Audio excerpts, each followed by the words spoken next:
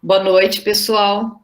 Estamos aqui em mais um encontro da jornada Desafios Educacionais e da aula Introdução aos Estudos em Educação. O nosso tema hoje é questões étnico-raciais, que representam um desafio até hoje, dentro das escolas, inclusive. E para falar um pouco sobre isso e nos provocar, a convidada é a Luana Lima. A Luana é estudiosa desse tema, ela é aluna especial do mestrado, minha orientanda. A gente já tem um projeto aí caminhando. Na verdade, eu aprendo mais com ela do que ela comigo, porque ela estuda bastante esse assunto. Então, é uma parceria muito gostosa. Duas das leituras que estavam recomendadas para essa semana que passou são de um livro que nós duas organizamos. É esse livro. Agora eu tenho também, viu, Luana? Eu não tinha impresso, agora eu tenho. É um livro muito bonito, de aparência, e também os capítulos são lindíssimos. Eu me emociono quando eu leio alguns desses capítulos. É uma obra-prima mesmo, são vários autores, e são capítulos muito bonitos. Luana, é um prazer muito grande ter você aqui conosco, e a gente estava brincando que logo que a Luana entrou no nosso curso de ciências, ela já era formada, né? Ela já tinha uma graduação em psicopedagogia. E ela já era provocadora de discussões. E agora ela veio aqui hoje para provocar vocês. Eu coloco o nome do livro direitinho no chat já já, tá? Luana, obrigada. Fique à vontade para falar, para provocar, para fazer pergunta, o que você quiser. Esse pessoal daqui que está aqui hoje é bastante participativo, acho que você vai gostar. Ótimo, ótimo. Professora, muito obrigada. Primeiro, eu gostaria de agradecer novamente a senhora, a Viva Editora que intermedia, o Grupo Movimentos Docentes, por estar aqui mais uma vez, falando de uma temática que é a minha temática de, enfim, estudo de vida, né, e estudo de vida acadêmica também. Eu queria primeiro pedir a vocês, porque eu vou muito mais interagir, né? Eu acho que, pensando um pouco no que foi a aula do semestre do ano passado, para essa, muitas coisas se movimentaram, muitas coisas foram pensadas e muitas coisas ocorreram ao longo desse um ano, quase um ano, né? Que a aula do ano passado foi em meados de setembro. A gente está um pouquinho adiantado. E aí, quem se sentir à vontade para abrir as câmeras, porque eu vou precisar da participação de vocês para que a aula aconteça, para que flua, para que a gente tenha um diálogo. Porque quando a gente fala em questões étnico-raciais, parece que é um assunto que está todo mundo super por dentro, que está um assunto da moda. Só que é muito mais sério, é muito mais profundo falar sobre esse tema, né? E é um tema delicado, porque eu brinco até que a gente fica nessa questão meio que performática, que todo mundo fala que entende, mas na verdade nunca ninguém aprofunda. Então a gente trabalha sempre numa questão superficial. Então, quem puder abrir a câmera, Marcela não tem problema. Quem puder, eu adoraria. Quem só puder falar, tudo bem, não tem problema. Porque eu vou começar essa aula para que a gente vá inserindo a temática, querendo fazer algumas perguntas a vocês. E aí eu precisaria que 3 pessoas participassem, para a gente poder interagir um pouquinho para entender essa dinâmica. Ética não é cosmética. Pois é, Cortella e eu não posso dizer muita coisa, assim, eu sou uma pessoa... Olha, e ela não sabe de nada. Olha, o professor, como eu chamo, ele é o meu grande incentivador. Eu tenho um carinho e uma admiração absurda por ele, por ter relações diretas de trabalho, enfim, ele é meu chefe. Então é até curioso que ele sempre surja nas minhas aulas. Mesmo sem a pessoa saber. Então, ó, ela já falou, a Luana trabalha com o Cortella, vejam que privilégio nosso ter alguém próximo do Cortella aqui com a gente. Olha, já temos pelo menos 3 para responder suas perguntas aqui, Luana. Então, como a professora disse, eu sou psicopedagoga de formação, eu sou pós-graduada em psicopedagogia, entrei na Unifesp realmente para fazer o mestrado. Atualmente, como eu ainda não consegui entrar no mestrado, eu faço um curso no Instituto AMA, que é uma psique, que que é um curso, uma formação voltada à psicologia e relações étnico-raciais. O Ama Psique é um grupo formado por psicólogas negras, então ele é muito interessante, se vocês quiserem também, assim como movimentos docentes. Eles foram encabeçados por pessoas que realmente acreditam numa mudança e realmente acreditam na psicologia e educação. Então, é um grupo super interessante, olhem lá, vale muito a pena, tem muitos assuntos voltados às questões étnico-raciais.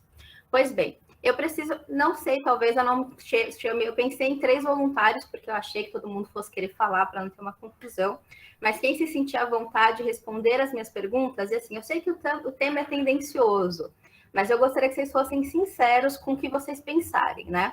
Então, eu vou fazer algumas perguntas, vou pedir para vocês pensarem em algumas coisas e eu quero que vocês me respondam. Primeiro de tudo, eu quero que vocês imaginem uma princesa e que alguém possa me descrever a princesa que imaginou, por favor.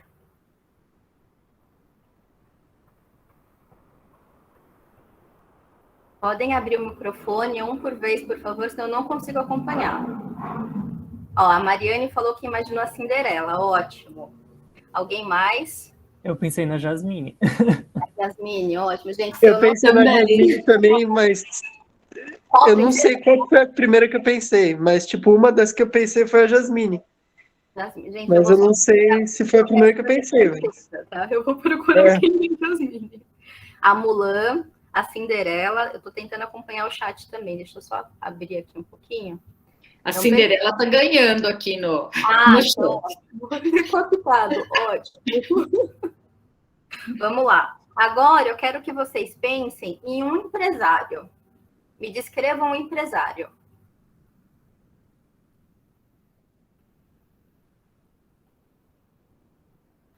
Empresário, pessoa verdadeira ou a nossa imagem de um empresário? A imagem de vocês de um empresário. Tudo que eu vou perguntar é para vocês me falarem a primeira imagem que vem na cabeça de vocês. Então, veio Roberto Justus, ou imagina um cara de terno com relógio branco, o Justus, ótima descrição, Mariane. Homem de terno. Eu imaginei um cara de terno, com cabelo curtinho, um bigode branco com uma maleta. Com uma maleta, ótimo. O terno dele é azul. Terno azul, bonito, terno azul é bem bonito. Tem uma foto do carnal que ele tá com terno azul, eu acho maravilhoso, por sinal. Agora eu quero que vocês me falem. Terno, relógio dourado e barba feita. Perfeito, doutor. Agora eu quero que vocês me descrevam um jogador de futebol.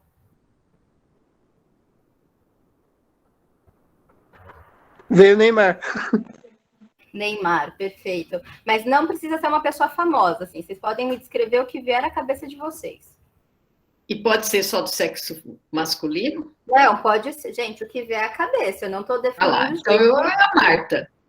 Ai, gente, a Marta. A primeira que eu pensei foi na Marta. O meu ficou entre o Neymar e a Marta também. Ah lá, opa, Pedro, empatamos. Homem negro, estatura média, cabelo baixo. Claudinho do Bragantino, gente. Às vezes eu penso que eu preciso entender melhor para perguntar. Tatuado, bronzeado e cabelo bem cortado, tá? Ágil e baixinho, não sei porquê. Acho que é porque eles são mais rapidinhos para correr, talvez, né, Carolina? Se ele for mais baixinho, porque uns tronco 2 não conseguem jogar futebol de forma tão ágil. Mas perfeito. Agora, Claudinho fera. Agora eu quero que vocês me descrevam um cantor de pagode. Gente, eu tentei fazer uma ordem aqui, aí porque eu sou desatenta, então às vezes eu vou falando e me perco, eu tô seguindo uma ordem. Então, um cantor de pagode, Arlindo Cruz, nossa. Eu nem sei quem é que canta pagode, não posso falar nada. Samba o pagode, gente. Então, porque eu pensei no Zeca Pagodinho, mas ele não canta pagode, canta samba. Samba ou pagode, gente, não tem problema. Então, porque Arlindo Cruz não canta samba, o Xande também, o Tiaguinho é mais pro pagode, o Péricles. O namoro... Quem namora? Ah, tá. Sei quem é. O que namora a Paula, mas eu esqueci do nome dele agora. Mas é um homem branco. Homem negro, baixo, um pouco gordinho, cabeça raspada. Tá. Belo, cantor feio com brinco de brilhante. Ah, o Diogo Nogueira, o que namora a Paula de Breira, é verdade. Então tá, o Belo. Ah, o Bezerra da Silva, ótimo, clássico. Mais alguém, gente? Se alguém quer falar... Agora, Alexandre Pires, já faltou, 90, né, gente? Quem é dos anos 90 aí? Apesar que veio muita gente antiga. Agora eu quero que vocês me descrevam um morador de rua.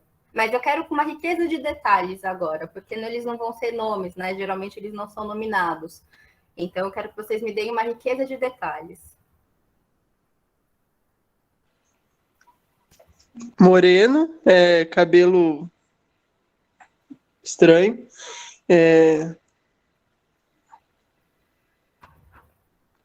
alto, não sei por que vem alto na minha cabeça. Tá, não tem problema.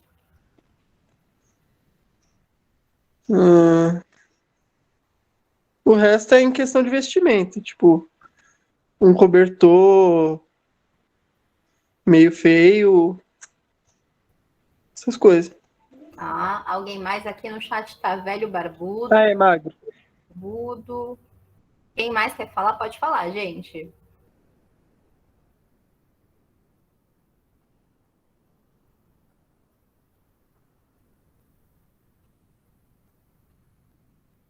Perfeito. Agora eu quero que vocês imaginem uma cena que tem uma criança jogando bolinhas na rua, assim. O que ela tá fazendo? Como que é a pergunta, Luana? Imaginem uma criança e ela tá jogando bolinha na rua. O que ela tá fazendo? E como é essa criança? Pensei em bolinha de gude, foi o que você quis dizer? Isso, uma criança na rua jogando uma bolinha. O que ela tá fazendo? Ah, tá, pensei em bolinha de gude. Ótimo, o Matheus falou malabarismos, tentando ganhar dinheiro, pedindo esmola no farol. E qual é a cor dessa criança que está tentando pedir dinheiro jogando bolinha?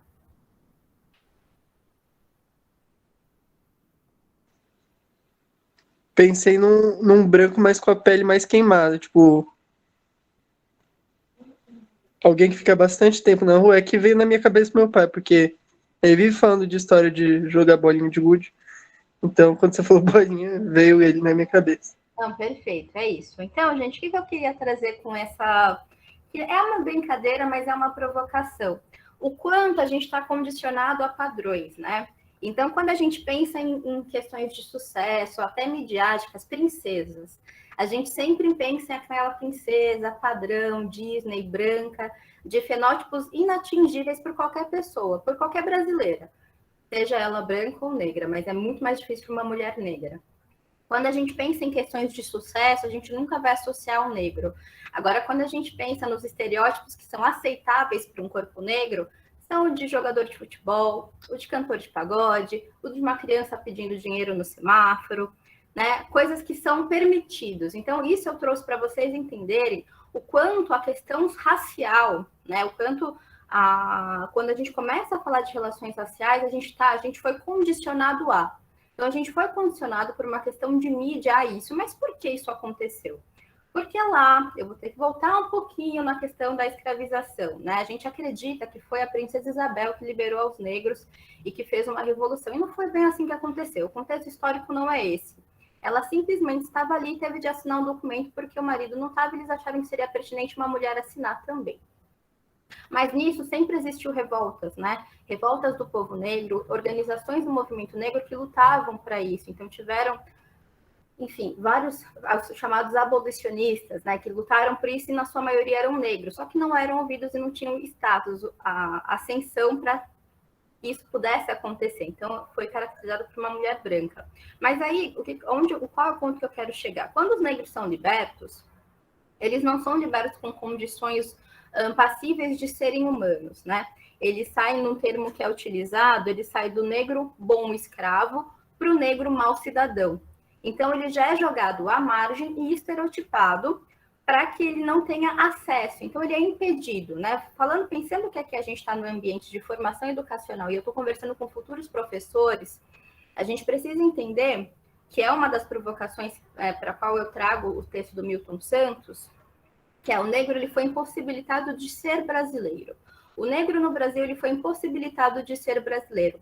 Mas a gente tem uma Constituição de 1988, mas até que surgisse essa Constituição, O negro ele foi impossibilitado de ter acessos, o negro ele foi impossibilitado de andar à rua, o negro foi impossibilitado de ter emprego, porque ele foi taxado de mau cidadão. E para que isso pudesse reverberar, ele foi condicionado a estereótipos. Então, o estereótipo do cara malvado, do cara agressivo, ou da mulher que tinha o corpo para promiscuidade, então para negra que só servia. Alguém já deve ter ouvido um termo, quando se fala de mulheres, que é brancas para casar, mulatas para fornicar e negra para trabalhar. Alguém já ouviu isso? Isso é real. E se vocês quiserem, isso está num texto, livro até do Abdias do Nascimento, que é um autor negro, que foi quem enfim, instalou o teatro experimental, que foi onde acolheu vários negros, ele fez vários movimentos, né? Isso ele traz falando sobre as mulheres. Então, o que eu quero trazer para vocês é como a gente está imerso em estereótipos quando a gente pensa em negritude e como isso afeta. Quantos de vocês tiveram professores negros? Quantos de vocês têm colegas negros dentro da sua rotina de vida, da sua vivência padrão? Isso a gente precisa parar para pensar, porque se a gente está num contexto educacional e a gente tem um texto que fala ser negro no Brasil, mas se está no Brasil é brasileiro, a Constituição diz isso, né? Se você está no Brasil, tem aquela questão aqui no Brasil é jus, eu sempre me perco, só estou lendo aqui para ver minha cola. Jus soli, se você nasce, está no artigo 12 da Constituição. Se você nasce no país, você é brasileiro. Será que é bem isso? Será que a gente está todo mundo é brasileiro, todo mundo está dentro da Constituição e todo mundo está sendo guiado pela mesma premissa? Eu acho que não, né? E aí, por que essa reflexão é interessante? Porque quando o Milton Santos traz o ser negro no Brasil, e que a luta dos negros é por ser brasileiro, é exatamente por isso, é para ser visto como um cidadão brasileiro, e não como um cidadão que sempre está à margem, que sempre está podado a ser algo. E isso entra na educação porque uma criança, ou a gente mesmo, adultos, a gente só aprende quando a gente se vê em algo. Se uma criança ela não se vê referenciada, ou um adulto não se vê referenciado, como é que ela vai sonhar ser aquilo quando ela quiser, né? Quando ela é criança, como é que ela vai projetar ser aquilo na vida adulta? A gente precisa se ver, a gente precisa se enxergar. Imagina uma criança, né? Eu sou uma mulher negra de pele clara, né? Mas nem por isso eu deixo de passar. Eu entendo o meu lugar de acessos por ter a pele mais clara, mas nem por isso eu tenho as facilidades. Entendo que às vezes a gente fala, mas é que você nem é tão negra assim, mas isso não impossibilitou de que eu sofresse racismo em vários pontos da minha vida, né? Mas eu entendo que uma mulher de pele retinta sofre muito mais do que eu, né? Então isso a gente também precisa entender. Um dos termos eu gostaria já de trazer, e depois eu vou partilhar com a professora Marilena, só para a gente poder adequar, né? Adequar até para que para a gente poder começar a incutir na nossa rotina, na nossa troca diária, são termos. Então, muito cuidado quando vocês forem chamar alguém de mulata. O mulata surgiu derivado de mula. Mula não tem cor. Mulata vem de mula, que é a mistura. A mistura para sair aquele, né? A mula que é pequenininho, que tem vários formatos de cavalo, mas de outra coisa junto, e ali, aquela miscigenação. Isso foi um termo da miscigenação, que é um termo racista, que foi criado para o negro que era aceitável estar na casa grande. Geralmente era fruto de estupros, quando os donos da casa, né, os homens brancos, estrupavam as negras, as mulheres negras, ou quando... Enfim, é muito complicado falar sobre isso, porque pesa, né? Pesa imaginar. Quando eles estavam com qualquer doença, IST, ou com qualquer doença, eu já te dou a palavra, Caroline, eles tinham relações sexuais com mulheres negras porque se falava que sífilis ou qualquer outra DST, IST, era curado se você tinha uma relação sexual com uma mulher negra. Então, o termo mula é um termo racista e é um termo pejorativo, então muito cuidado. O termo pardo também, porque vem de pardal. E pardal é um pássaro que não tem uma cor definida, né? Então, pardo também é um termo racista. Eu sei que a gente usa isso, que está no IBGE, mas o IBGE ele teve que distinguir porque por muito tempo foi tentado ser velado. Igual o Bolsonaro está fazendo agora, de não ter IBGE, Aconteceu isso lá atrás também, por incrível que pareça, porque eles não queriam saber quantos negros tinham, porque a ideia fosse que não existissem mais negros no Brasil em 2012. Vocês já pensaram nisso? Assim, onde vocês estavam em 2012? Talvez eu não estivesse aqui. Em 2000, se o projeto de lei que foi para a Câmara dos Vereadores tivesse dado certo, porque os pais dos meus pais não teriam nascido, porque a intenção deles era extinguir a população negra. Daí veio a questão da eugenia. Daí que vieram as migrações para o sul, por isso que tem tantas famílias de italiano e tão embranquecida ao sul do país. Era um projeto político, era um projeto que eles queriam que desse certo, e foi um projeto aprovado. Não foi aprovado, obviamente, mas tiveram pessoas que concordaram e aceitavam esse projeto e lutavam para esse projeto de eugenia. Então, isso acontece por essas pequenas nuances, são pequenos termos que no nosso dia a dia a gente não percebe, a gente utiliza. E entender que uma pessoa morena é uma pessoa... A professora Marilena é uma pessoa morena, porque ela é uma pessoa branca do cabelo escuro. Ela é morena. Agora, uma pessoa negra é uma pessoa negra, né? De vários tons. A gente precisa entender que a diversidade de peles, né? A população negra não tem só um tipo de tom de pele, mas a gente caracteriza muito pelos fenótipos. Caroline, antes que eu continue, pode falar. Então, eu ia te perguntar justamente em relação ao uso do termo pardo, porque eu já vi bastante gente discutindo a respeito, porque tem dois lados muito opostos dessa discussão, que tem gente que fala, pardo não existe, é preto ou negro, não sei qual a melhor palavra para ser usada, mas são os negros e são diferentes tons de negros, é esse tipo de coisa. Aí tem gente que fala que pardo é diferente de negro, e tem gente que prefere usar o termo light skin, ou que usa pardo também, por ser um outro tom, separado pelo IBGE também, que teve essa influência grande. Aí eu queria até te perguntar, mas como você já abordou, se isso, ao seu ver, é um uso inadequado, o uso de pardo, você falou mesmo que é preconceituoso, era isso que eu ia te perguntar. Sim, para mim o uso de pardo é preconceituoso, porque pardo é cor de papel, né, gente? Acho que eu tenho um envelope aqui. Tem uma sacola. Isso daqui é pardo, é um papel pardo. Isso daqui é pardo, é um papel, né? Falar que uma pessoa tem a cor parda não faz sentido, porque realmente o IBGE fez essa separação, mas é assim, a divisão do IBGE foi negros igual, pretos e pardos. Ou seja, todo mundo é preto, todo mundo é negro. Ele não fez assim, brancos, amarelos, pretos e pardos. Não, negros iguais, pretos e pardos, e uma somatória. Porque antigamente, até nessa questão do IBGE, porque como, né, o racismo sempre foi muito latente no Brasil, a autodeclaração de ser negro era muito difícil. Então, por exemplo, eu facilmente, se eu ficar sem tomar sol e se eu alisar meu cabelo, eu passo por uma mulher branca, por mais que eu tenha traços largos. Passo naquelas, né? Não vou ser tão branca assim, como eu nunca fui tão branca assim. Mas você passa naquela, assim, isso aí dá diferentinha, né? Mas passa naquela questão aceitável, às vezes. É só não tomar sol e ter o cabelo liso. Mas tem aquela... Então, entra naquela condição do ser... do limiar, né? Do que é aceitável. E olha, é engraçado falar isso, porque eu sei que eu nunca fui aceita como uma pessoa branca. Mas, enfim. Eu nunca fui branca para os brancos e não tão negra para os negros. Mentira, eu sempre fui negra para os negros. Então, tá tudo certo isso.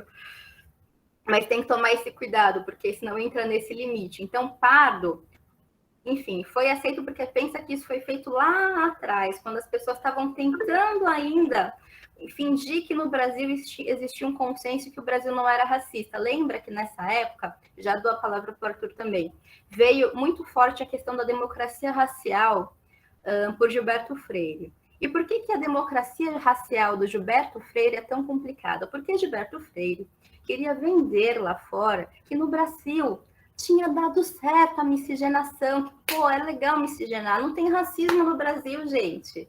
E aí ele faz o Casagrande Senzala para trazer realmente essa romantização, esse olhar, falando que deu certo, gente, democracia racial existe, não tem problema no Brasil, todos somos iguais, tá todo mundo aqui, ó, parceirão, tá tudo certo. Mas não é bem assim que acontece, né? Ele fez isso realmente para inglês ver, que o termo para inglês ver também, não sei se vocês sabem, mas foi um termo utilizado quando a Inglaterra queria que o Brasil acabasse com a escravização E aí eles assinaram um documento que era só para mostrar para os ingleses e continuaram com a escravização, porque foram os escravos que fizeram o Brasil dar certo, que fizeram o Brasil crescer economicamente. Mas aí depois os ingleses descobriram e falaram, ou vocês terminam ou a gente vai cortar relações econômicas. Então, basicamente foi isso. Arthur, pode falar.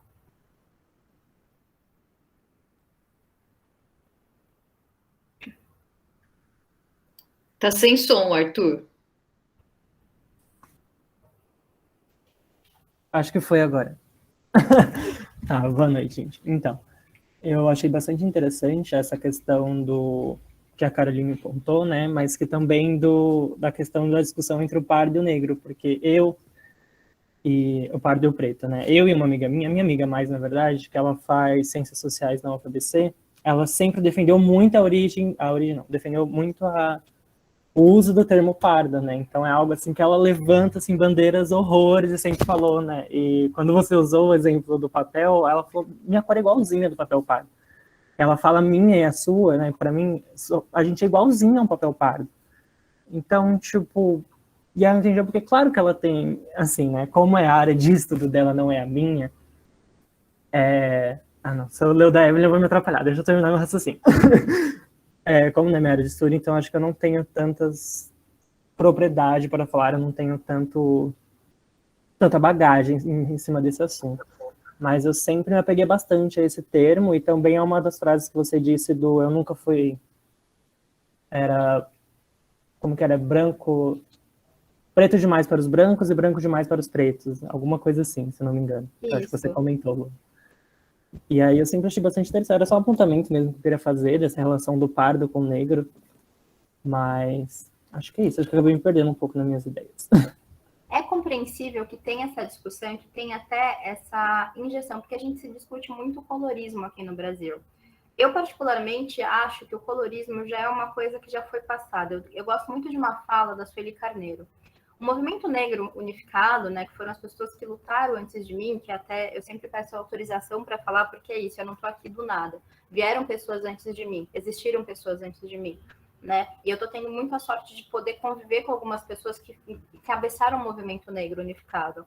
E eles discutiram já sobre isso, sobre a diversidade de tons de peles de pessoas negras que tem, né? Então a gente precisa avançar um pouco com as discussões. Eu não sei o que eu posso te dizer. Talvez indique a leitura do Abdias Nascimento, de verdade. A leitura do Abdias é legal. Ou então até da própria Sueli Carneiro. A Sueli Carneiro fala muito bem sobre colorismo, mas há pessoas na internet, pessoas retintas, pessoas negras, enfim, que defendem sim o uso da palavra. Mas às vezes é por concepção, por pessoas que estão lendo. Não tem como falar para estar errado, eu não posso falar sobre isso. Mas é ampliar a discussão e entender que isso pode ofender alguém. E a gente não pode minimizar, né, a etnia de uma pessoa. O termo raça é um termo que a gente utiliza, mas é um termo também que não existe. Raça não existe. A gente tinha de falar sobre etnia. O termo raça também deriva de racismo, que é para dividir, setorizar pessoas. Assim como castas. Castas também é um termo que veio na Índia, né, agora indo para outro país, para diferenciar, uma diferenciação por cor. Se vocês perceberem, os Dalits, que são a casta menor, a pior casta, são os mais negros. E quem tem a casta maior são os mais brancos. Então, a raça aqui seria como castas lá. É para dividir, para a gente conseguir essa padronização. E a Nicole, acho que a Nicole Evelyn tinha dito, né? A questão do receio das pessoas de pele mais clara se declarar como negra. Sim, porque ela sabe que a gente vai sofrer. Né? É uma coisa que o Moni Sodré traz, que eu acho muito válida, né? Só sabe o que é nascer pobre, mulher preta e de periferia quem nasce. E os nossos pais, eu digo pela minha família, eles foi carregado muita dor por ser pretos e por saber o preconceito que se carrega com isso. Então, era muito válido assim, não, vamos alisar esse cabelo, não, vamos aqui, não, mas você não é tão preta assim. Não, mas não tem problema, porque é isso, ser preto no Brasil não é fácil. Ser preto no Brasil é carregar consigo muitos, mas nem por isso a gente pode desistir. Então, precisou dessa conscientização, Evelyn e Nicole, para que as pessoas pudessem começar a entender, tanto que hoje, atualmente a autodeclaração como negro já aumentou. Então, quando as pessoas são impossibilitadas de ter acesso à sua história, elas têm receio de se mostrar. Enquanto cada vez mais a gente tem aulas como essa, a gente tem discussões como essas, grupos, livros que falem, pessoas negras na mídia, pessoas negras como influentes, isso é importante, porque as pessoas se veem. E era isso que eu trouxe lá no começo. Uma criança, ela só vai aprender quando ela se vê, ela só vai se entender como importante quando ela se vê representada. Então, é importante a gente pensar nesses referenciais. Por que a gente sempre associa a princesa a uma princesa branca? Ah, mas a Disney não fez princesa negra. E quem disse que é a Disney que intitula padrão? Quem disse que a gente precisa seguir o padrão da Disney? Quem disse que a gente precisa pensar pela premissa de um homem europeu ou de um homem americano que criou isso? Quem está pensando? Para quem a gente está seguindo? E são nesses pequenos detalhes que a gente vai fazendo diferença. Por que eu não consigo pensar num menino jogando malabarismo para ganhar dinheiro, não sendo uma criança preta? Para começar, o que essa criança está fazendo na rua jogando bola para ganhar dinheiro? Por que um jogador de futebol não pode ser um homem branco também? Por que o empresário não pode ser negro? Então, para a gente começar a trabalhar esse nosso olhar e repensar quem é que criou esse padrão na nossa cabeça. A professora sabe que eu já ouvi, né, de um colega de classe que ele chegou em casa, ele teve que falar para a mãe dele, quando ele me ouviu falar, que eu era uma mulher negra e eu era inteligente. Eu era uma mulher negra e eu era inteligente. Então, assim, eu não posso ser as duas coisas. E contou isso para você com orgulho, né? Querendo te elogiar. A sorte é que ele é um amor. Eu entendo que ele não teve vivência disso. E aí, tá, eu podia realmente bater, porque a vontade que a gente tem é ir para cima. Mas eu falo, como é que eu vou educar, né? Como é que eu vou conseguir partilhar conhecimento com uma pessoa se eu só for reacionária? É óbvio que existem outras situações de violência, outras situações de racismo que eu não sou tão apaziguadora assim, né? Que aí eu vou para cima, que eu me posiciono de uma forma diferente. Mas tem momentos que você precisa entender, tipo, calma, dá para explicar, é tudo a forma que a pessoa fala. Eu estava assistindo uma entrevista do Emicida hoje que ele fala exatamente sobre isso. A gente precisa, tem uma hora que a gente precisa ter controle. E uma hora a gente chega na militância, a gente quer fazer o mundo, mas tem uma hora que a gente aprende quando a gente vai falar sobre um assunto e quando a gente não vai falar. Outro ponto que eu gostaria de trazer a vocês, gente, pode me interromper, a professora sabe, eu vou falando, porque é isso, eu acho que a aula tem que ser fluida. Eu posso abordar mais os textos, eu posso falar sobre, né, coisas que vocês leram, eu gostaria muito de comentar porque eu indiquei 2 capítulos, professora, foram aqueles 2? Posso falar por que eu indiquei esses 2 capítulos, por que eu acho que são importantes. Então, voltando só à minha linha de raciocínio, que eu já me perdi aqui. Espera aí, vou voltar, gente. Enfim, a gente precisa entender os nossos limites, né? Um ponto que eu queria trazer que foi diferente. Por que eu falo que eu sempre penso, quando eu sou convidada, a professora sabe disso, eu fico pensando ao longo dos meses que eu sou convidada, né? E para mim é muito difícil formar aula. Eu vou estudando. Então, por exemplo, eu estava lendo Abdias, eu estava lendo várias coisas e eu sabia o que eu queria trazer para esse momento. Só que vão acontecendo coisas paralelas e eu sou um ser humano. Kathleen, uma mulher negra, grávida de 24 anos, é assassinada, indo visitar a família.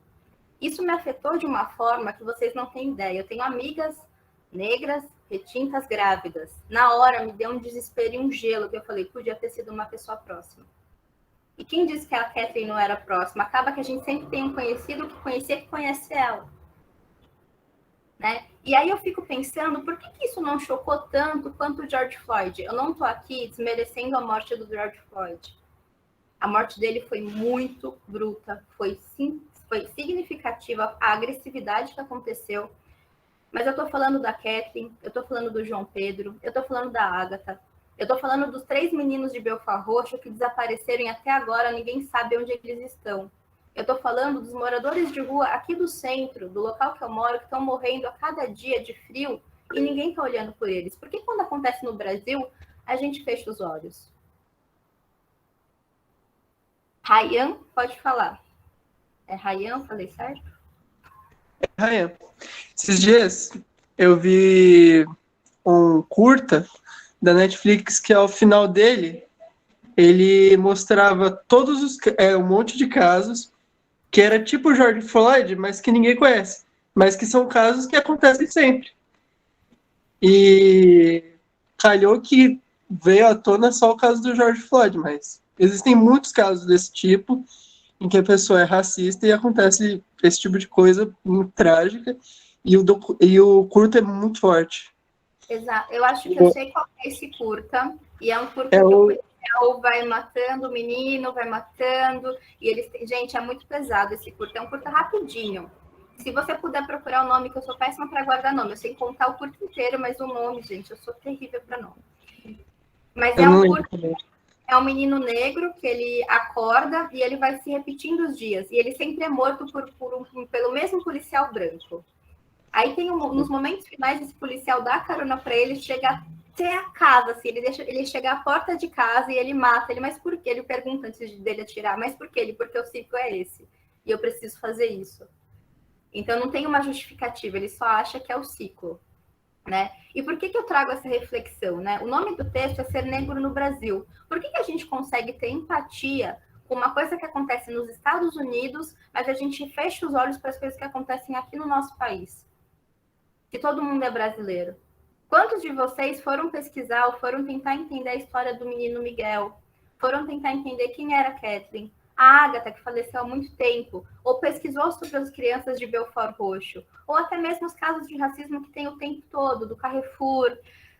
São tantos que, assim, eu falo, a gente precisa desassociar o negro com violência, vira sinônimo. E é até complicado, a gente tenta trazer nesses momentos outros tipos de informação, né? Como Emicida diz, eu não vou citar Emicida porque eu acabei ouvindo muito ele falar hoje, ouvindo muito ele, para me inspirar, eu escuto sempre Racionais e rap, gente. Para falar nas minhas aulas, eu escuto rap. Então, se alguém acha que eu fui escutar outra coisa, não, eu estava escutando Racionais e eu queria começar a aula com Negro Drama, porque eu acho que tem tudo a ver. Ou eu ia começar a aula com ou qualquer outra música deles, ou com Emicida. Né? E tem a música do novo álbum do Emicida, do Amarelo, tem uma parte de uma das letras que fala: permita que eu fale, não as minhas cicatrizes. Porque toda vez que um preto vai falar, a gente primeiro precisa falar das nossas dores, para a gente poder começar a ser ouvido. Eu quis trazer essa dinâmica para que vocês pensassem, para a gente poder falar um pouco de padrão e para ver como a gente está condicionado. E a gente está condicionado a dar mais ênfase porque acontece lá nos Estados Unidos e esquece do que é ser brasileiro, né? Então, é para a gente começar a pensar. Quando Milton Santos escreve O Ser Negro no Brasil, Milton Santos foi um geógrafo. Ele foi, na verdade, ele era formado ele fez magistério, ele fez o doutorado dele, o mestrado foi voltado para a geografia, mas ele era formado em direito. Quando ele começa finalzinho de vida, ele não falou sobre as questões raciais a vida toda. Ele era um negro, e ele falava: eu sou um negro, eu não falo sobre isso, eu sou um homem negro. E ele sempre falou a partir desse ponto: eu sou um homem negro e eu vou falar sobre as minhas vivências. E quando ele escreve, ele foi instigado à Folha para fazer uma sequência, uma participação. Tem outro capítulo que ele fala que são cidadãos mutilados, que eu acho incrível, e esse foi considerado o mais leve, o mais passível de ser publicado, né? E ele traz exatamente esse questionamento de como a gente precisa entender que o importante para uma pessoa negra é ser brasileira, é entender estar no seu país e ser reconhecida por isso, por ser negro brasileiro. Porque ser negro em outro país a gente pode saber, a gente sabe que foi o negro nos Estados Unidos, mas entender que são distintos é diferente. É diferente ser negro aqui, é diferente ser negro na Europa, é diferente ser negro nos Estados Unidos, na Ásia, é diferente. Então, por que é importante a gente refletir sobre isso? É importante a gente refletir o que é ser negro no Brasil, e o que é ter negros à nossa volta, o que é termos que podem ofender, o que é o termo de: mas você não é tão negra assim, mas eu posso tocar no seu cabelo? Gente, não precisa. Mas está aberto ao diálogo também para entender. Alguém tem alguma pergunta? Alguém tem algum comentário? Eu preciso ler os comentários aqui. Eu vou parar um pouquinho de falar, senão eu continuo.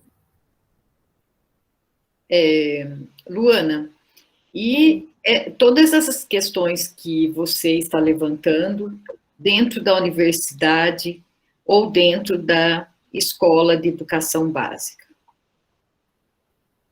Bom, dentro da educação básica, vamos começar por isso, né?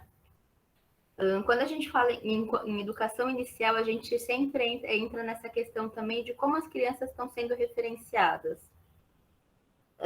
Então, porque a grande questão eu vejo em educação básica, e até conversando com amigas que dão aula em ensino infantil, em educação, enfim, fundamental, ensino médio, sempre é a questão do cabelo, principalmente se é pequeno. Sempre querem falar do cabelo.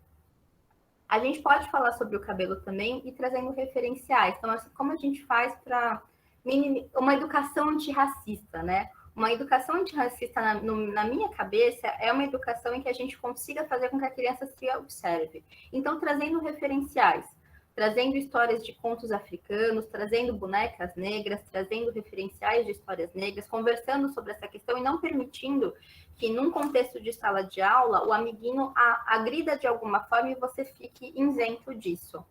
Né? Dentro do ensino infantil acontece bastante, dentro do ensino médio também. E como é que a gente pode educar as nossas crianças ou os nossos professores para isso? A gente ainda tem essa questão do cabelo da criança negra, a gente sempre ouve falar do cabelo, mas esquece de falar de como a gente faz a criança se enxergar, como a gente trabalha com a autoestima da criança. E isso que é importante, né? Eu digo que uma criança branca, ela é beneficiada, né? Porque ela sempre se vê, ela sempre está se vendo em desenho, em televisão, em comerciais, em todo momento ela vê um igual, e uma criança negra não.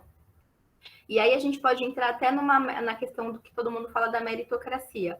Como é que eu vou querer que uma criança negra entenda que ela pode ser o médico, sendo que lá no ponto ela não teve a mesma orientação, a mesma possibilidade?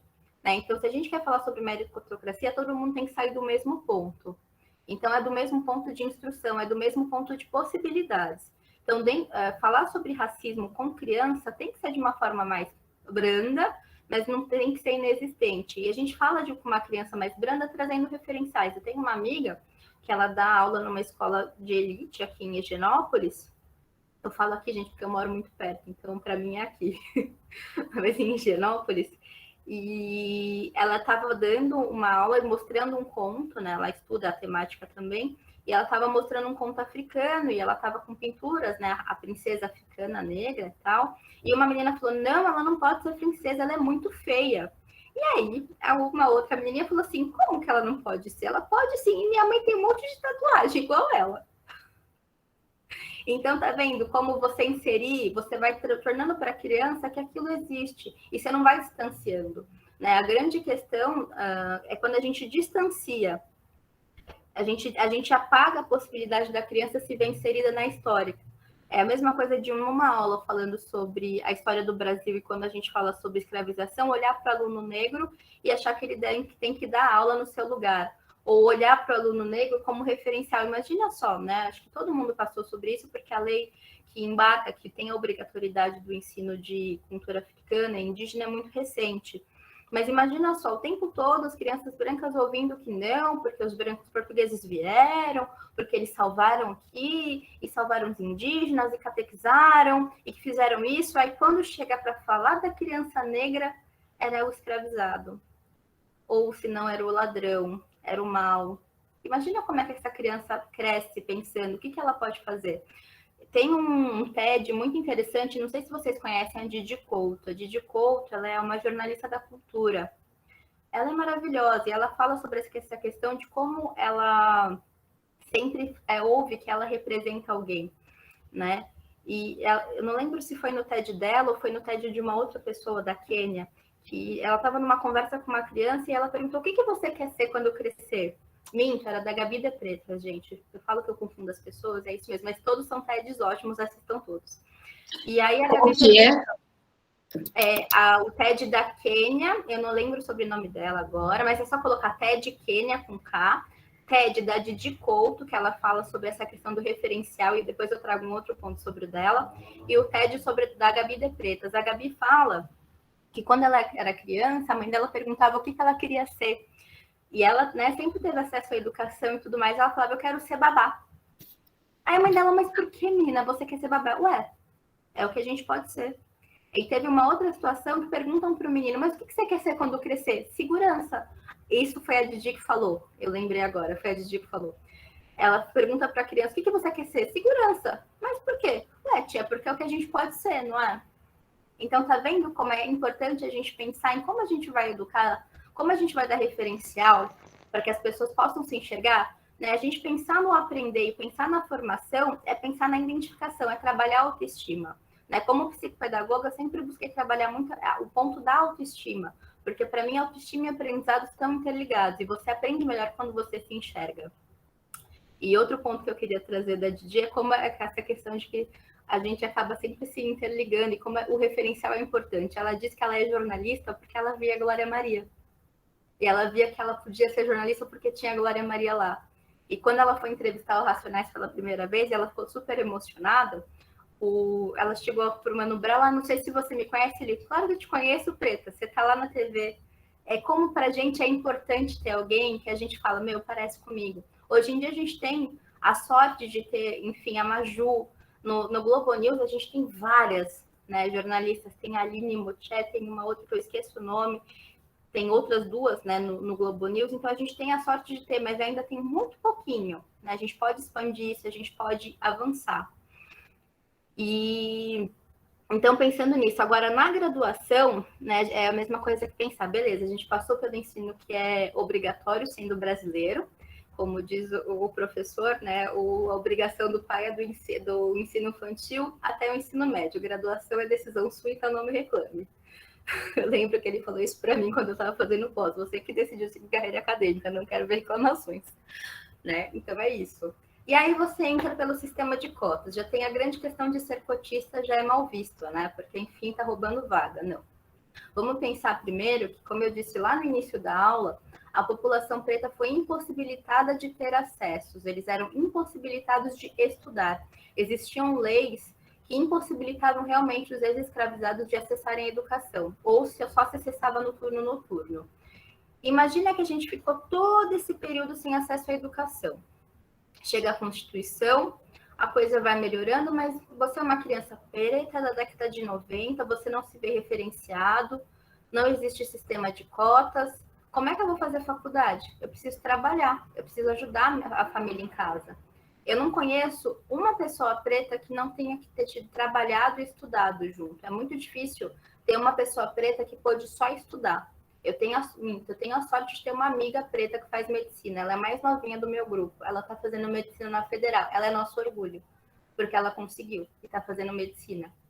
E ela está só estudando, e a gente fica super feliz. Tanto mais na pandemia, ela ainda fez uns biquinhos. Mas é muito difícil a gente ver uma pessoa preta que está só estudando, que tem a possibilidade de só estudar, né? E aí ela entra pelo sistema de cotas. Eu fui cotista a minha vida inteira, e eu nunca tive problema em falar isso. Para mim é sempre um orgulho. Eu sou cotista da Unifesp também. E eu sempre vou brigar por sistema de cotas porque é uma reparação histórica.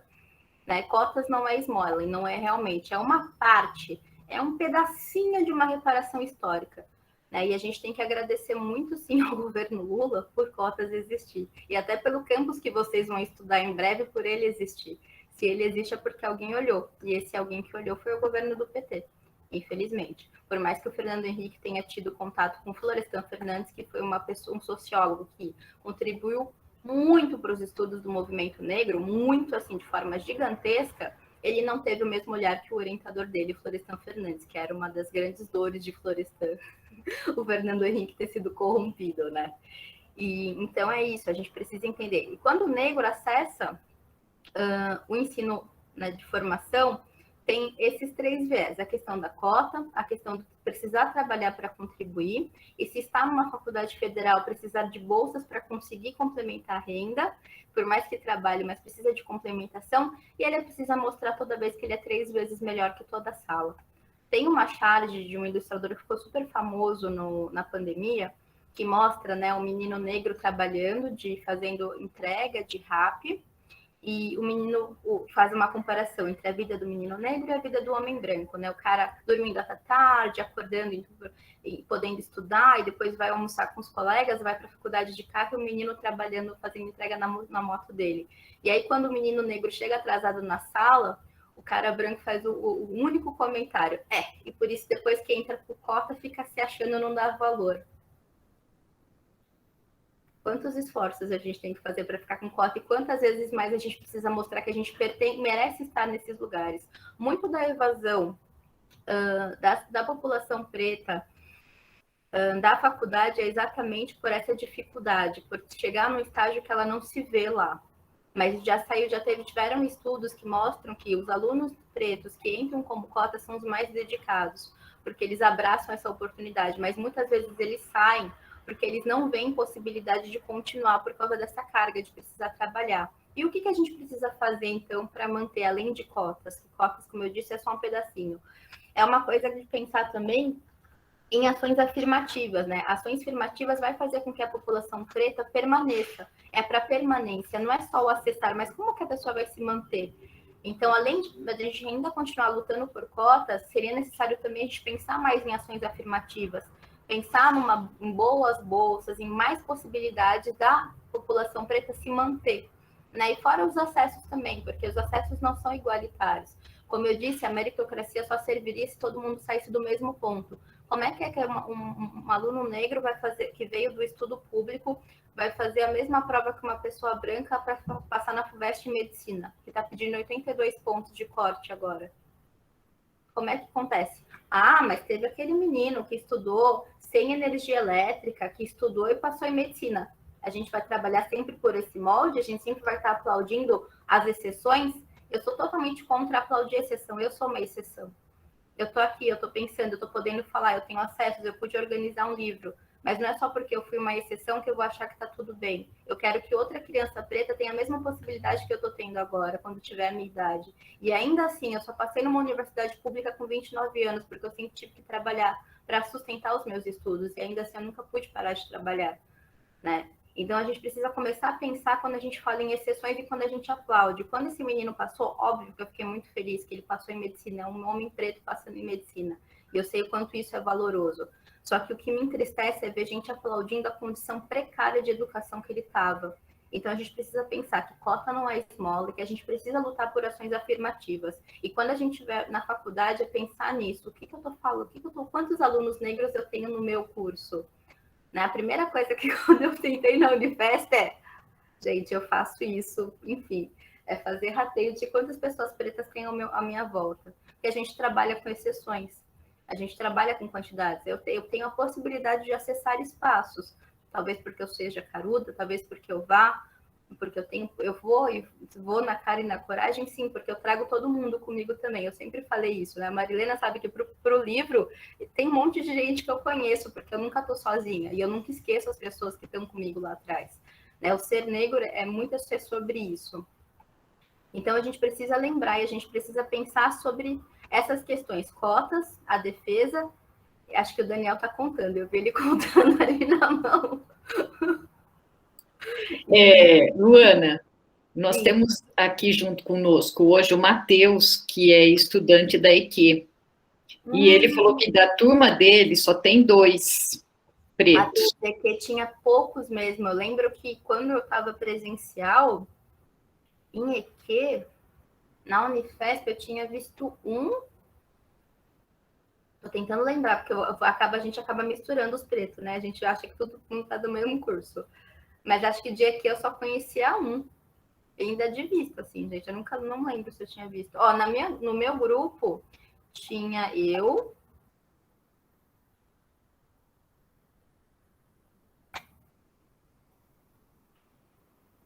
Acho que se tinham 5 eram muito. No meu grupo de formação, na minha pós, tinha eu e mais uma. E na minha formação na faculdade, éramos em 3. Na nutrição, tinham eu e mais uma. Eu fiz nutrição antes de tudo isso, gente. Eu sou uma pessoa velha, não parece, mas eu sou uma pessoa vivida. Não tem nada de velha, que isso. Eu só tenho cara de que, mas eu tenho 31 anos. E antes de tudo, de vir para a educação, eu fui da nutrição. Então, a gente pensar quando a professora traz, é pensar nisso, é pensar que o negro, ou ele precisa se esforçar muito para estar, ou ele acaba cansando de ter que mostrar muito. A gente precisa pensar em medidas, e medidas seriam ações afirmativas e manutenção da cota. Então, não achem, quando o governo fala que quer tirar a bolsa, pelo amor de Deus, gente, não tem que tirar a bolsa, tem que colocar a bolsa e possibilidade de acesso à educação. Alguma pergunta a mais sobre os textos? Eu posso começar a falar do livro agora. Tem os filmes também. Uhum. Vamos lá, acho que eu consigo fazer uma ligação do filme com o texto aqui. Então, vamos lá. Então, o texto do Milton Santos foi isso, para trazer uma reflexão para vocês do que é ser negro do Brasil e a importância da gente pensar na negritude a partir do país de origem, né? Então, a partir de se estamos no Brasil, como diria o Ariano Suassuna, se estamos no Brasil, vamos falar português. Então, se estamos no Brasil, vamos falar do preto brasileiro. E aí, do texto, do livro, né, que eu organizei junto com a professora Marilena, eu indiquei a leitura do capítulo que fala sobre afeto, né? Porque é muito importante para a gente entender, para a população preta, que afeto é necessário. Quantas vezes afeto para nós é negado, por a gente não se enxergar. Então, a gente começar a pensar em afetos e pensar nessa relação que é construída, né? A mesma coisa que a Lélia Gonçalves, ela fala que a mulher, ela se torna uma mulher negra, ela se constrói uma mulher negra. Porque a gente não se vê diretamente como mulher negra, a gente vai construindo, porque a gente tem a fase de se embranquecer, de tentar apagar os nossos traços. Eu tenho uma amiga que usava prendedor no nariz quando estava escondida da mãe para afinar o nariz dela, né? Eu cheguei ao cúmulo, né, na infância a pedir para Deus para eu nascer loira dos olhos verdes. Eu não esqueço, eu tinha por volta de 8, 9 anos, não, acho que era 7, 8 anos, eu às vezes ia dormir chorando, porque eu sempre fui uma criança gordinha e sempre tive o cabelo curto, porque minha mãe não entendia como era o meu cabelo. E eu falava, por que eu não nasci loira? Eu queria ter os olhos verdes e a pele mais clara. E eu rezava para isso. Olha o nível do absurdo, mas é por não reconhecer. Então, quando a gente pensar em afeto, é importante para que se construa essa identidade, né? E a partir de uma saúde mental bem construída, a gente consegue ter possibilidades de acesso à educação. O outro livro, que aí dá para fazer associação ao filme que vocês assistiram e outro que vocês assistirão, que são Escritores da Liberdade, e tem a questão muito da linguagem como ação, né, da gente pensar na importância da poesia, é o uso do português, que é o capítulo O uso da linguagem marginal periférica para a descolonização de saberes. E a questão, por que eu acho importante eu falar para vocês? Eu ouço rap para fazer uma aula, eu ouço Racionais, eu vou ouvir Emicida, eu vou escutar rappers brasileiros, eu cresci ouvindo isso, né? Eu realmente sei cantar várias músicas, eu sei cantar Negro Drama todinho, eu sei cantar várias músicas do Racionais e que nem eu sei que eu sabia, mas eu sei cantar. E por que isso é importante? Porque é autoidentificação. A população negra, ela sempre... Outro ponto também, que volta na pergunta da professora Marilena, é que eu já escutei isso da questão de como você tem uma escrita diferente, uma escrita meio romantizada. Escutei isso muito na psicopedagogia. Você não tem uma escrita acadêmica. Então, a primeira forma de você limar a população negra é falar da forma que ele se expressa. Porque a gente cresce na periferia. Eu cresci na periferia de São Paulo, na Zona Oeste. Quando eu falo Zona Oeste, as pessoas acham Pompeia. Não, gente, eu cresci numa região que é próxima a Cotia, que em 2005, 2013, foi considerada uma das zonas mais perigosas da Zona Oeste, por questão de tráfico e tudo mais, né? E eu vim de lá, eu estou no centro, né? Eu estou no centro por uma questão de possibilidades, de avanço, de estar mais perto de metrô, de trabalho, né? Eu escolhi estar aqui, mas eu cresci nessa realidade, então eu entendo, né? Eu sei muito bem de onde eu saí. E aí, os Escritores da Liberdade, ele traz a possibilidade da escrita como uma forma de libertação, né? E é interessante quando eu parei para estudar um pouco sobre linguística e ouvir pessoas que estudam sobre linguística e pessoas negras falando como a escrita para o povo negro é libertador. Como quantas vezes a gente consegue expurgar e a gente consegue se expressar pela escrita. E eu nunca tinha parado para pensar como eu fazia isso na minha infância. Eu sempre anotava alguma coisinha, eu sempre escrevia alguma coisinha. É tanto que meu irmão mais velho fala que eu sempre consegui fazer ele chorar quando eu era pequena, com escrevendo. Então, você vê como a escrita para a gente é potente, mas uma escrita livre. E quando a gente fala na escrita marginal e no português, né, e na poesia e no rap, é isso. É a escrita que liberta, mas é a escrita que todo mundo entende. É a escrita que vai ter gíria, que a pessoa que está na esquina da rua vai cantar. Né, se você passam com um carro e estão escutando qualquer rap, ou até funk mesmo, todo mundo consegue cantar e todo mundo lembra. Eu lembro que acho que em algum 20 de novembro passado, enquanto a gente podia sair na rua e não precisava usar máscara, na República estava tendo uma manifestação, né, a apresentação de grupos negros, E aí, entre os intervalos, eles tocaram rap, e rap antigo, e samba rock. Os moradores de rua começaram a dançar e cantar numa alegria. Por quê? Porque a música que comunica, né? Enfim, conversa com amigos, às vezes a gente fala que ninguém fala de amor tão bem como uma pessoa preta, como vocês citaram Arlindo Cruz, Bezerra da Silva. A gente para entender o que eles escreveram, são bonitos, e é profundo.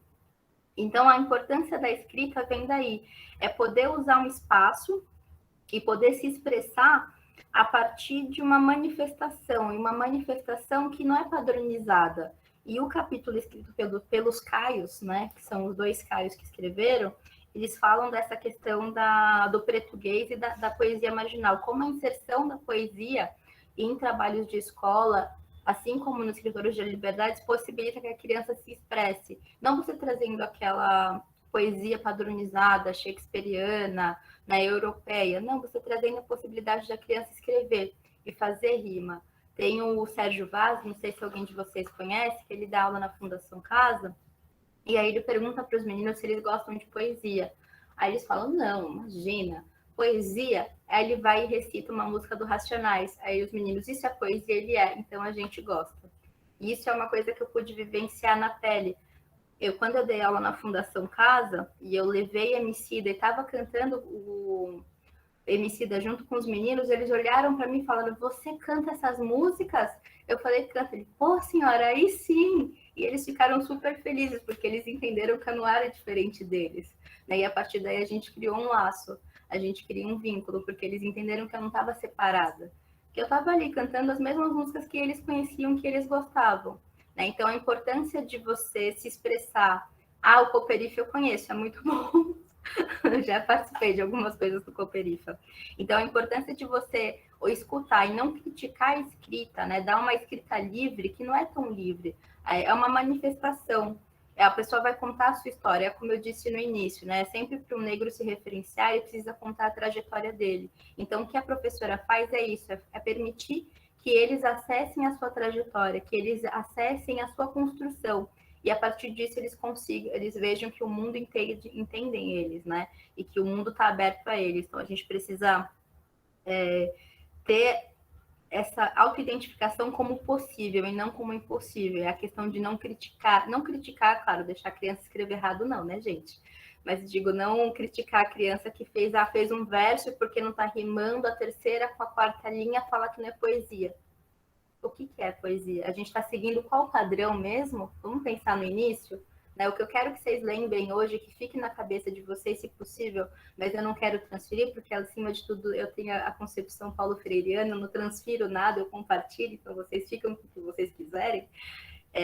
Mas que vocês pensem muito sobre essa questão do padrão. Que padrão a gente está seguindo? Né? Em quem a gente está se pautando? E sim, Kelly, a negra ali é linda e continua linda, né, gente? Pelo amor de Deus, essa mulher. Então é isso, assim, dos textos que eu trouxe é isso, é para falar sobre o português, e o português é da fala mandigueira, da gente falar gíria e ser entendido. Eu já ouvi muitas vezes que eu falo muito certinho, que às vezes eu falo muito difícil, mas eu aprendi a falar assim para ser compreendida. Hoje eu entendo, eu cresci falando assim, então como é que eu vou mudar? Eu sou a pessoa que fala teatro, gente, eu não falo teatro, eu falo teatro. Não é que eu não erre, mas eu erro, mas eu falo teatro, entende? Então, mas eu me permiti falar uma gíria e entender que eu posso recitar uma música de qualquer pessoa, como eu citei do Emicida aqui, todo mundo vai entender. Isso para mim é poesia, isso para mim é conexão.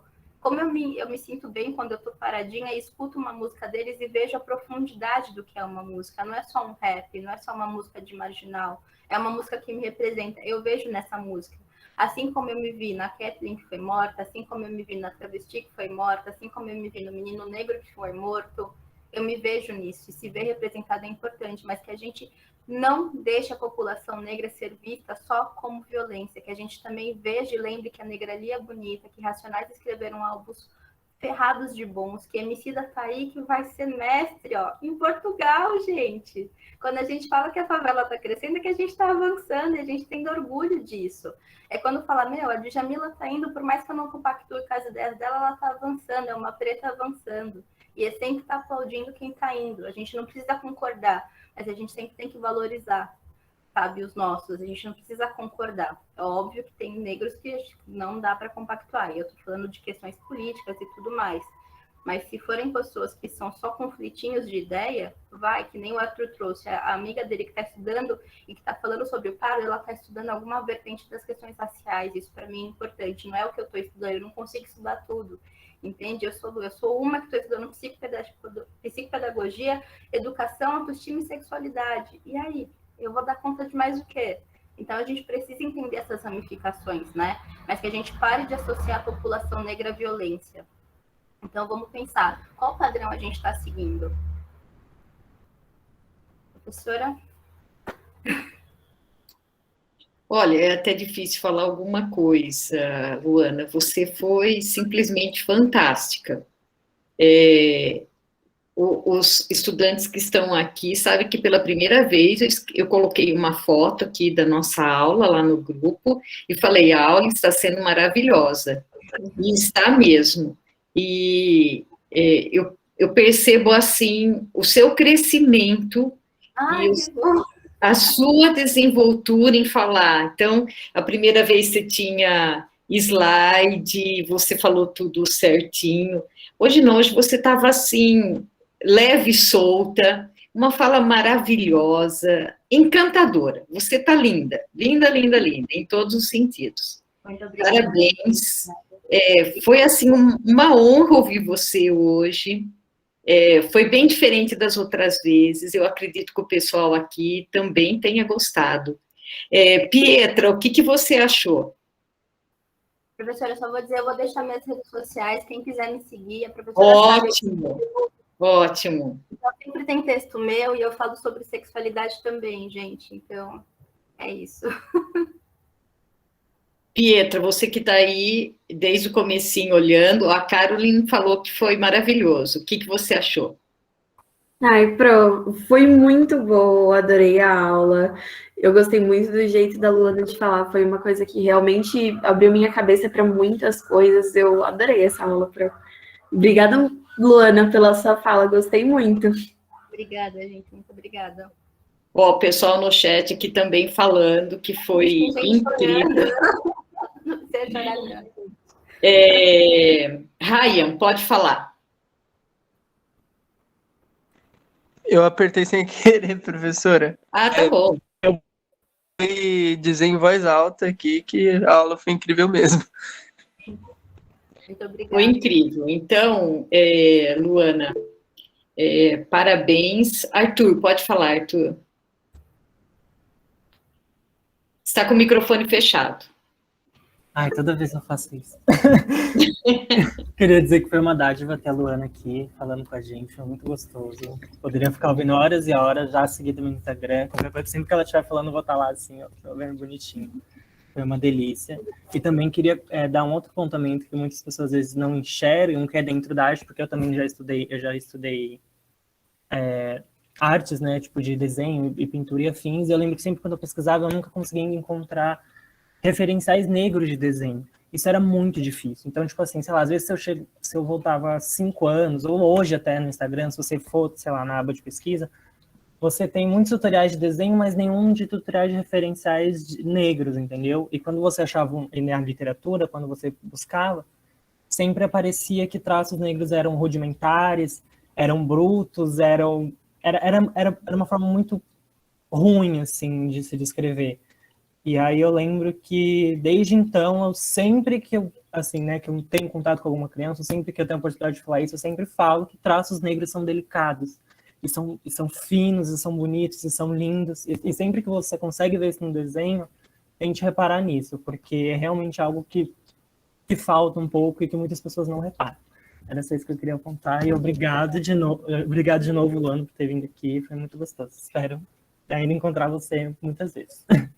Olha, cada ano dessa disciplina, Luana me provoca a mudar uma coisa. Já mudei texto e agora vou mudar o título. Já tirei o raciais aqui do texto, vai ser só étnicas, questões étnicas no ano que vem, viu, Luana? Isso que é importante, a gente está sempre aprendendo. Exato. Alguém gostaria... interessante, professora Samadeli, foi muito interessante porque é o que eu disse, né? E lembrar que a gente não descende de escravizados, a gente descende de reis e rainhas, né? Então é importante a gente valorizar também os traços. Foi o que eu disse, que é a questão de se adaptar, entender que os nossos traços são bonitos, isso demora. Então ver uma pessoa fazendo harmonização facial é terrível, porque quantas vezes a gente foi subjugado, foi hostilizado por ter esses traços, né? E que são lindos, né? São lindos, tanto é que está todo mundo copiando agora.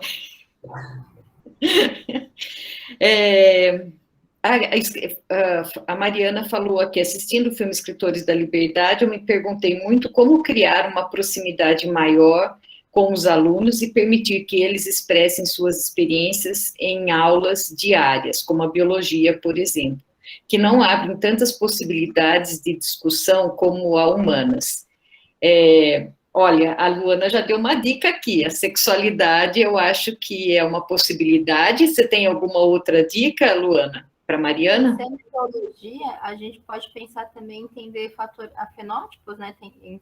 Estudar a estrutura, a diferença que tem em questões étnicas é importante, é muito relevante, porque, por exemplo, negros têm mais tendência a ter diabetes, pressão alta, porque estudar alimentação para a população negra também, porque teve essa questão de termos afastamento de uma boa alimentação, e até mesmo fazer a árvore genealógica, né? A gente não conhece a nossa história, a gente não sabe certo de onde derivamos, de onde saímos, quem são os nossos bisavós, tataravós. Eu tenho referência dos meus avós, para vocês terem uma ideia. Eu não faço ideia de quem são meus bisavós.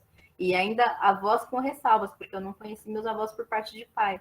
Então, se a gente, dentro da biologia, puder estudar e sempre apresentar a estrutura, Mariana, do que é o negro e mostrar que as questões étnicas têm doenças que vão ser mais predominantes ou não, são relevantes. Eu tenho a sorte de ter uma pessoa, né, amigo da família, que é um médico negro, e ele disse que os negros eles têm menos tendências a pegar o Covid por causa do tipo sanguíneo, o nosso tipo sanguíneo é mais como um O, né? Mas aí, quando pega, a tendência de agravamento por causa das outras comorbidades eram mais intensas, e a questão da alta exposição foi pela questão da desigualdade social, né? Que a gente viveu e que a gente foi latente na pandemia também. Então, estudar esses pontos ajuda bastante, Mariana, é bem relevante. Ok, obrigada, Luana. Você falou que ia deixar aqui anotado as suas redes sociais. O pessoal está curioso. Eu deixei o meu perfil, vou escrever de novo aqui. Esse é o Instagram, gente. Me sigam, que o Instagram é onde eu sou mais ativo. O Facebook está só existindo. Eu tento compartilhar tudo lá, mas é muito difícil. Ok. Então, pessoal que participou, obrigada. Luana, mais uma vez, foi uma honra ouvir você. Obrigada pela sua disponibilidade de estar aqui conosco. Imagina, obrigada, gente. Boa noite. Qualquer dúvida, mandem, me cobrem textos, filmes. Eu sempre indico lá. Posso demorar para responder, mas eu respondo. Boa noite, gente. Tchau. Até mais. Tchau. Boa noite. Obrigada.